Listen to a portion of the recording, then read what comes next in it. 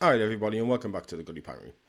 So today I just wanted to do a quick video for Shortcrust pastry. Now you've seen me make it loads of times, pastry, but I want one in its own little video, just so people don't have to keep looking for it. So there's the ingredients on the screen. Very straightforward. Don't forget to like and subscribe. Here we go. So to start off with your flour, get yourself a good sized bowl and put your flour in first. And then you're going to add your room temperature butter. Now I'm using real block butter. It makes really good pastry.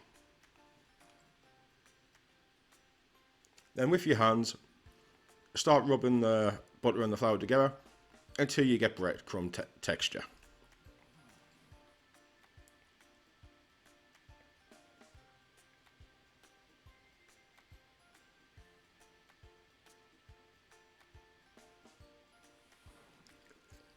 And this is what it should look like when it becomes the right texture. I'm going to bring it close to the camera and you can see what the consistency should look like.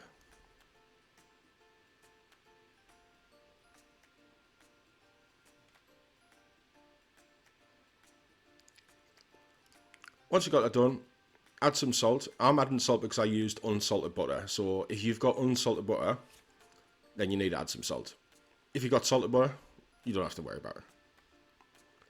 So I've got 50 ml of water here, but I'm only doing it bit by bit because you might not need the 50 ml.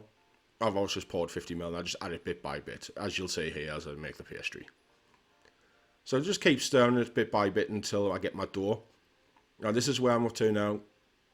So it's nearly ready. It just needs a couple of more drops of water.